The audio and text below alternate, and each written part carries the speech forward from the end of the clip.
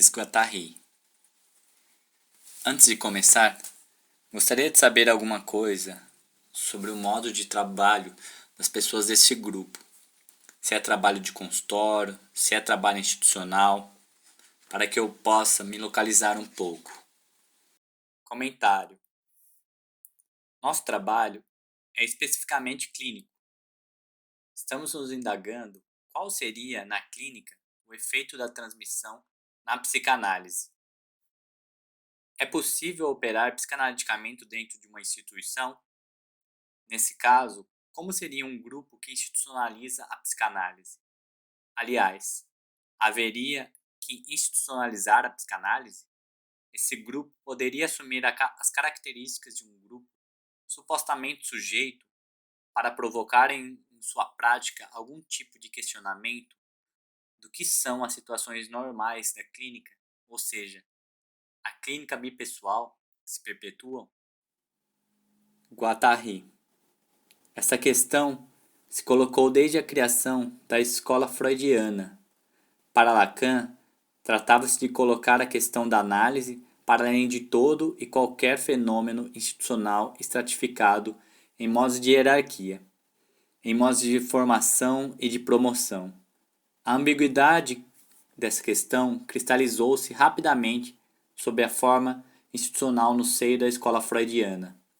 Desde o início, foi ficando claro que havia duas tendências: os que consideravam haver um setor de análise específico, que seria o da didática, e os que queriam criar, ao menos formalmente, e aliás, bastante efetivamente, uma seção de aplicação prática da análise no campo das instituições. Rapidamente, percebeu-se que na verdade não havia nenhuma comunicação de fato, nenhuma colaboração coletiva real entre os diferentes componentes da escola. Estes, esquematicamente falando, mais do que duas tendências, constituíram três grupos. Um grupo de analistas de datas, que tinham feito toda a sua formação e também trabalhado, até então, no contexto das antigas instituições de psicanálise. Um outro grupo para quem a análise era apenas um dos elementos de sua prática, de sua formação, pois trabalhavam também em setores institucionais.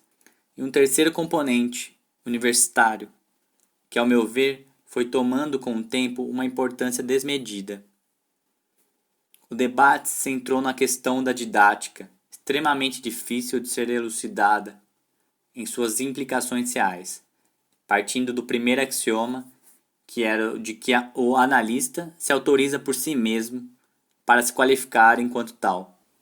Chegou-se a estranhas categorizações dos analistas da escola, os membros, os praticantes, e atrás, no fim da fila, a massa daqueles anônimos que justamente não se autorizam senão por si mesmos.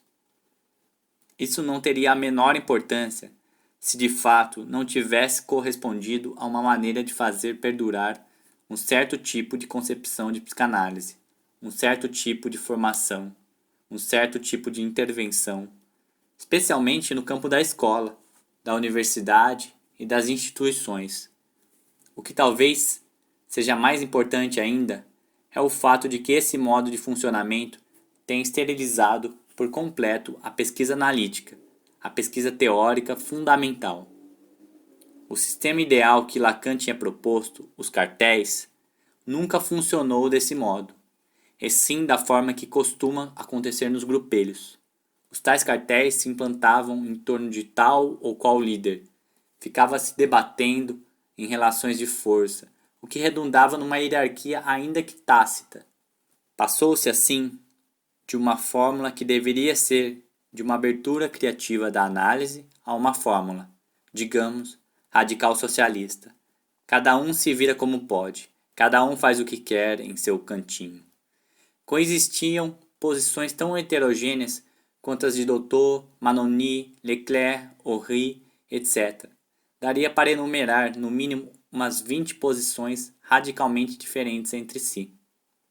Assim, Lacan continuava seu empreendimento de elaboração teórica, sem que, a meu ver, se tivesse colocado a problemática da análise em campos que não fossem os da prática freudiana de origem. Nenhum progresso foi feito no sentido de compreender o que pode ser a problemática da análise em instituições analíticas, universitárias, psiquiátricas, em estabelecimentos para crianças, em formações sociais, como movimentos de base, movimentos políticos, etc., com que a problemática da análise se encontre, nesse momento, num impasse bastante grave. E, no entanto, a importância dessa problemática ultrapassa o campo tradicional da psicanálise e até da clínica. A problemática da análise das formações do inconsciente diz respeito a questões tão fundamentais quanto, por exemplo, o futuro dos movimentos de transformação social.